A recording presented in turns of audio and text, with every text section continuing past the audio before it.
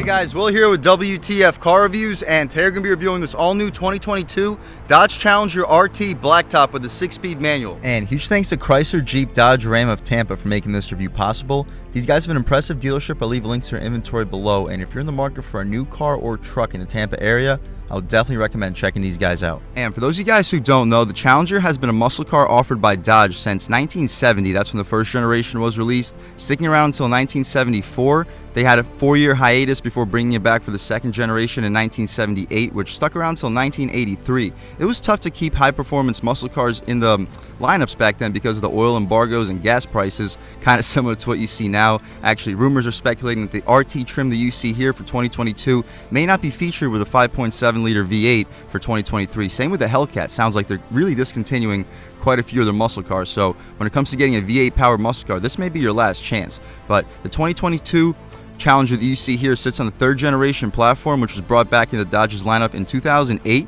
Basically unchanged from then. We do have a couple updates. For example, for 2022, we get an upgraded alarm system compared to the previous Challengers, which may not sound like a lot, but considering the fact that the Challengers and Chargers have been one of the most stolen vehicles in America for quite a few years now, it should give the owners a nice peace of mind after buying a Challenger. But the RT that you see here, it's the cheapest way you're going to get into a V8 Challenger, especially with the 6-speed manual transmission starting around $37,000.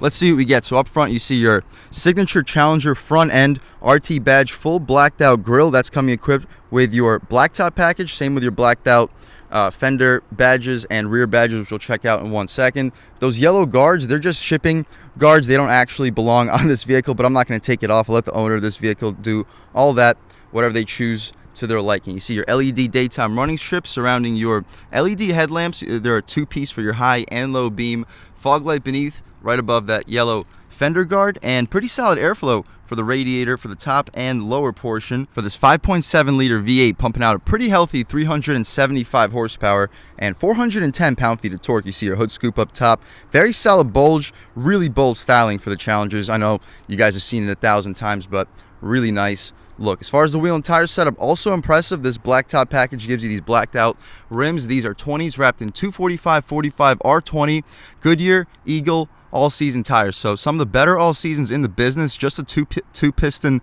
brake caliper up front. Nothing high performance like you would get from the Scat Pack, but still pretty nice wheel and tire setup. You see your blacked out Hemi badge in the corner, of course coming equipped for your blacktop package. The mirrors are pretty small, but they are folding and the glass fills up most of the frame. We do not get blind spot monitoring on this trim, but they are heated mirrors. Smart access for both the doors. I'm liking the black trim, no shiny chrome anywhere on this Challenger blacktop. This old school fuel cap also gives this muscle car a nice personality. No easy fill, but you can just simply unscrew the cap. The rear wheel and tire setup, same thing, 20-inch rims with 245/45 R20 Goodyear Eagle all seasons. Only difference is a smaller brake caliper, lit up reflector in the corner. As far as the rear styling, you notice your deck lid spoiler, daytime running lights for the taillights, Dodge badge, which is also blacked out for your blacktop package, rear parking sensing, dual exhaust tips. You see your rear view camera right in the middle of your spoiler. But speaking of the exhaust tips, let's fire up this 5.7-liter Hemi and hear how she sounds.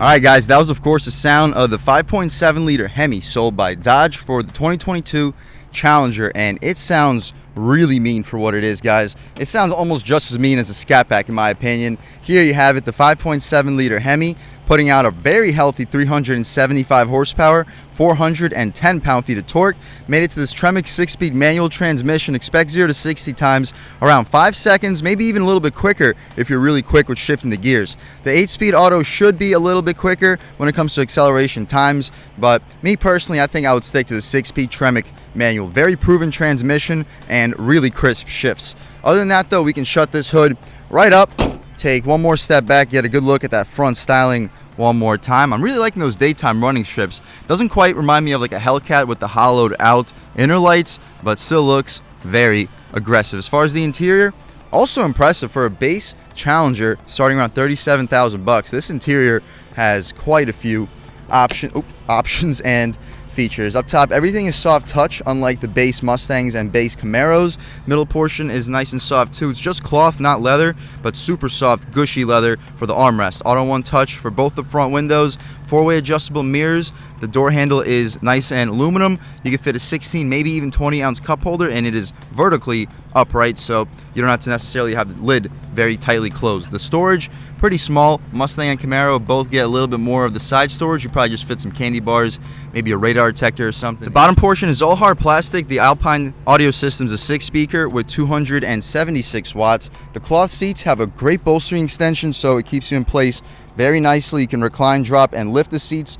Lumbar control, but the recline function is all manual. But as far as the interior in general, we can take a step inside and really check it out. So the first thing we notice is the steering wheel. The Challenger steering wheel is really nice. It's pretty large. It's much larger than the Camaro, a little bit larger than the Mustang too, but it's very thick. The 10-2 bolstering notches are nice, and the 9-3 is just about perfect in your hands. I'm liking the perforated leather too. Let's turn this air up by 1 because it is about 91 degrees and I am boiling back here. The center portion of the steering wheel is nice and rubberized. The Dodge area has those 2 red stripes. As far as the horn itself, pretty aggressive sounding horn. People should definitely be getting out of your way. On the left side, you can control this infotainment adjustments, voice commands. You can hang up or answer and hang up your phone calls. Cruise control on the right side, some blank dials too. But as far as the adjustments, you see your digital LCD cluster. We're currently looking at a digital speedometer. You can also check out your vehicle info with the oil temp, performance gauges. Shows you your 0 to 60 times. The 0 to 60 has not been tested in this car yet, and it will not be tested by me. Average fuel economy, trip information, trip A, trip B, audio, messages, screen setup, speedometer. And as far as the vehicle information, we can adjust between oil temp, oil pressure, oil life, battery voltage, intake air temperature, engine torque, also cool, engine power, tire pressure, pretty high pressure in this car as at the moment, coolant temp, and right back to your oil temp. Beneath that, the performance gauges. You get the 0 to 60 timer, we get the 0 to 100 timer, 1/8 mile timer with your reaction time, 1/4 mile timer also with your reaction time. Braking distance, current G-forces, peak G-forces, lap timer, lap history, top speed, and the 0 to 60 timer right back. But other than that, my personal favorite to just look at all times would probably just be the digital speedometer, so we'll leave it right there. The tach goes to about 5,600 RPM, 160 mile an hour speedometer. The dashboard is completely rubberized and soft touch, 8.4-inch display. We're currently looking at the Dodge Performance Control. Everything's in sport, engine, traction, steering. All of it is in sport. We get line lock and launch control. We're not going to test out either of those features, but both are nice to have. This rumble in the exhaust also sounds good. For a 5.7, this thing sounds awesome from the factory. Check this out. It sounds really good. But as far as the screen, again, we can close out of here. Get the vent controls. We also get the buttons for vents if you don't want to go through your screen. Same with the media. Buttons for the media, mute, sport mode, super track pack.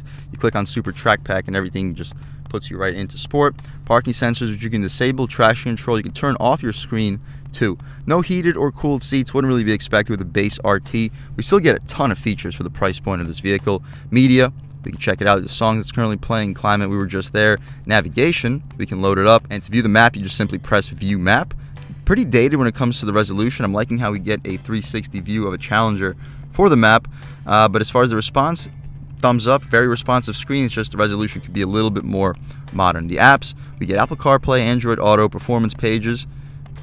As soon as it loads up, we can access those. So the performance gauges, home shows you your horsepower, G-forces. The timers include reaction time 60 foot, 330 foot, 1/8 mile, 1/8 speed, 1,000 foot. You guys can pause, take a look at all of these. Looks like this vehicle has been tested a little bit already. It's not going to be tested any further by me, as well as a dyno. What? That is pretty crazy. So right now we're not really making a whole lot of horsepower, but you just step on the gas and you see the dyno pops right up. Pretty cool feature, guys. Really cool when it comes to performance gauges, phone settings, and overall settings. You can see everything that could be potentially adjusted. Definitely impressed. Everything is outlined in this pretty nice aluminum. My personal favorite to look at all times would probably just be checking out the performance gauges, maybe the dyno chart. I think this looks pretty cool to look at all times. As you mentioned, the climate and media adjustments, engine start stop, 6-speed manual transmission. It is a Tremec. Let's check out the reverse. Clutch in, all the way to the right, push forward. Not the notchiest for the reverse, but the rest of the gears are very notchy. Backup camera, not the best when it comes to resolution, but you see everything you need to see, your guidance lines and trajectory. Throw it right back into neutral. We got the parking brake currently on, so we're not going to be going anywhere. I'm liking how the shifter is outlined in leather, but I'm not really liking how it's positioned forward.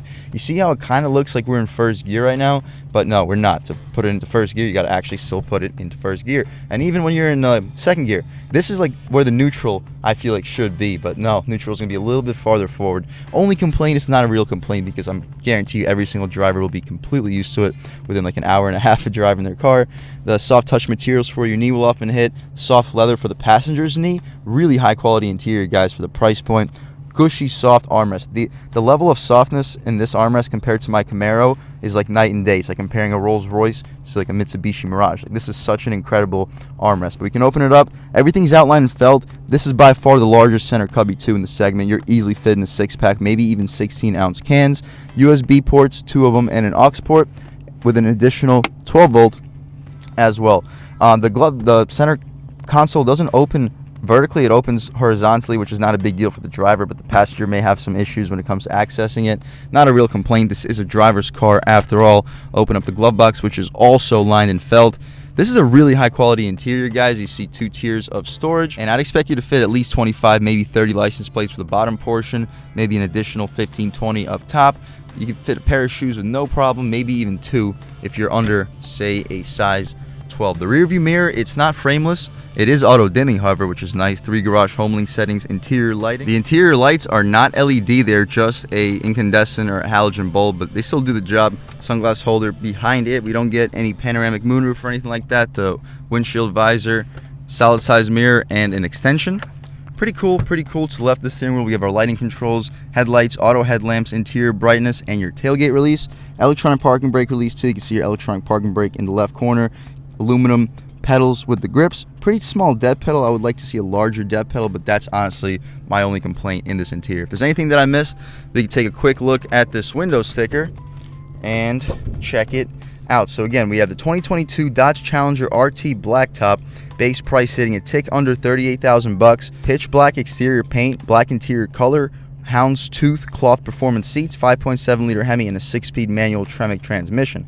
You can pause, take a look at all the standard features. 18.5 gallon fuel tank, so maybe a little bit pricey given today's gas prices, but the fuel economy isn't terrible. Expect around 15 city, 23 highway, 18 combined MPGs. But you pause, take a look at all the standard features. The options include this $1,100 blacktop package, which blacks out all the badges and gives you a blacked out grille up front. $1,300 for the Uconnect 4C nav with the 8.4-inch touchscreen display, which also includes the line lock, Dodge Performance pages, GPS navigation, 6-speaker premium Alpine sound system with a 276-watt amplifier, 8.4-inch display, 4G LTE hotspot after a $1,600 destination charge. Expect total price to be sitting a tick under 42,000 bucks. Pretty good value considering what you get. This is a much more premium muscle car compared to the others in the segment. And as far as the back seat, we can check that out right now. Also much more impressive than the others in the segment. You got to just pull this latch, push the seats forward. They don't slide forward, but given the fact that the legroom back here isn't too bad, shouldn't be very tough hopping back here. I don't like how the seatbelt stays, but it is what it is. We can squeeze our way in the back seat. And I like how we have map pockets. That's immediately impressive for a vehicle in the segment. What's not impressive is my feet barely fit in here, and I have the seat slid up pretty far. But overall, I have an inch of space before my knees would start to touch, so for a muscle car, this is by far best in the segment. We get soft touch for this area. I was not expecting that. Vents also wasn't expecting. We knew that from the Scat Pack, but the fact that the RT includes it, the base RT, excellent. Third seat in the middle too. This is a very spacious back seat. You can pop this little center cubby open, 2 cup holders. It's not really divided, so it may be kind of tough to fit 2 large cups, but still impressive for a back seat for the Dodge Challenger. If you have kids that are under, say, 5'10", they should have absolutely no problem sitting back here. Huge thumbs up to Dodge. The Challenger has a really impressive back seat and front seat considering the price point. We can hop out of here. I'll show you the overall process of it. Not the easiest. but it could be worse. Like my Camaro, I wouldn't even think about hopping back there. But as far as the trunk, to open it up, there is a button right underneath that little spoiler. Pop it up, and also best in the segment, this is a massive trunk compared to the Mustang, Camaro. Huge. This is almost the size of a Charger trunk. You're easily fitting a golf bag horizontally thanks to those wheel well cutouts, and it's a pretty deep trunk. I can touch the back seats, but it's not very easy. I gotta really extend my arm to do so, and it's very deep cutout too. So as far as like grocery bags flying around, they shouldn't be too bad. The secret storage, you can pull this little cubby out. You see your battery, good for weight balance, and a fix-a-flat kit. You can throw some secret stuff in this little foam cubby as well. But we can shut this tailgate right up, take a step back. You can hear those exhaust tips rumbling. I'm really impressed with how this 5.7 liter V8 sounds. We'll take one more quick little walk around this 2022 Challenger RT Blacktop with a 6-speed manual. I'm so excited to take this thing out for a drive. And speaking of that, guys, let's do exactly that. All right, guys, now we're just about seeing everything we need to see with the inside and outside of this all-new 2022 Dodge Challenger RT Blacktop with the 6-speed manual. Let's take it out for a drive. The first thing I notice is you have a really commanding view of the road for a muscle car. You sit pretty high up. You don't sit very high up. You sit a little higher up in the Mustang. You sit much higher up compared to like the Camaro. All right, guys, taking a step out onto this multiple lane highway. Oh, the torque feels good. Second gear. Yeah, nothing crazy, but it feels very nice and torquey. And as far as the rev matches, it's not auto rev match, but to do it yourself, it's not very tough. The gear shifts happen pretty quickly, and a little second gear pull on the gas. Feels strong. It's not gonna blow you away, but it feels strong. The Scat Pack definitely has a much stronger mid-range grunt. Ooh, those rev matches are nice, but we'll take a step out onto this multiple lane highway, and I'll catch back with you in 1 second. All right, guys, taking a step back out. First gear, on the gas. Woo! Yeah, we catch up to the traffic pretty quickly in this car. This thing can move pretty well. Again, one more time, rev match downshifts. Sounds nice. Looks like there's some traffic on this highway, but maybe we can open her up one more time. Second gear, on the gas. Yeah, it pulls well. But yeah, it doesn't seem like we're going to be able to go very far on this road. Third gear, passing power. Feels pretty strong, guys. It doesn't have that really strong low-end grunt that you get from the 6.2 in the Camaro, the 5.0 in the Mustang, but this still feels extremely strong. You get that V8 grunt too. As far as like sixth gear, going 60 miles an hour, we're rolling about 1300 RPM. You should definitely get about 23 mpgs with no problem. As far as the torque, it's easy to maintain speed. As you see, we're climbing with about a third throttle. And as far as the turn in, the steering feels a little bit lighter compared to the Camaro for sure. Even a little bit compared to the Mustang, but the steering wheel, I definitely prefer this over what we would get in the Mustang. And unlike the new 6.2s from the GM and the 5.0 from the Mustang, make sure we're good over here. We are second gear. Ooh. This motor, as you hear, has like that old school throaty theme to it. One more time. Woo. All right, guys, one more time, taking a step out onto this road. First gear, on the gas. Woo! Yeah, this thing will get up and go with no issues whatsoever. This is a fast car, and in sixth gear, just cruising along at highway speeds, it's nice. You're rolling about barely over 1,000 RPM. It's a very soft ride quality and a pretty quiet interior. You do hear a little bit of that sport exhaust, but you simply press the sport button because this is an active exhaust, and now you hear just about nothing. This is an impressive car. If you're looking for a good performance vehicle around like the $37,000 to $41,000 mark, you don't want to spend a whole lot more than that, but you don't want to be cramped in a small car like the Camaro or even the Mustang. Those cars are much smaller compared to this, And it's not like we're really compromising that much when it comes to performance. Like right here, one more time, second gear, and on the gas. Woo! This thing will definitely get up and go. One more time, second gear. Woo! Yeah, but we don't have to push it a whole lot farther than that. What a great car. But I think we had more than enough fun in this 2022 Dodge Challenger RT. Let's bring it back over here to Tampa, Chrysler, Jeep, Dodge, Ram. And again, a huge thanks to them for helping me get the keys and making this review possible. This is a really impressive car. A lot of fun, and you're not compromising that much when it comes to space and overall practicality. You saw the back seat, pretty decent when it came to space. The back seat also more than enough for me, and I'm a little bit over 6 feet tall sitting behind my seat settings. So as far as complaints, I really don't have a whole lot. You'll do 0 to 60 around 5 seconds. This thing puts you in the seat pretty well. That exhaust sounds incredible, and I've heard clips where you throw on a muffler delete or like a mid muffler delete, maybe even a resonator delete. This thing sounds absolutely insane. I would definitely recommend anybody looking for a high performance vehicle without necessarily breaking the bank to check this one out. All in all, guys, this is a fantastic muscle car for the money. You got the performance, you have all the space and features and luxuries that you could possibly want for a muscle car costing around $40,000. And huge thanks to Tampa, Chrysler, Jeep, Dodge, Ram for making this to be possible. Really impressive dealership. Their inventory is actually surprisingly impressive. So if you're in the Tampa area looking for a new car, SUV, or truck, I would definitely recommend checking these guys out. And huge thanks to all of you for watching. I had a great time making this video. Again, awesome car with a 6-speed manual. I had a ton of fun making it. Hope you enjoyed it half as much as I enjoyed making this video. If you're new to the channel, please subscribe. If you've already subscribed, thank you so much. You guys know I have endless gratitude for all the subscribers. You know, the channel is just not possible without you guys, and I really appreciate the constant support. But again, if you haven't subscribed yet, please subscribe, leave a like too. It really helps me out the YouTube algorithm. That's how these videos get promoted to new people. Leave a comment, let me know what you like, let me know what you don't like.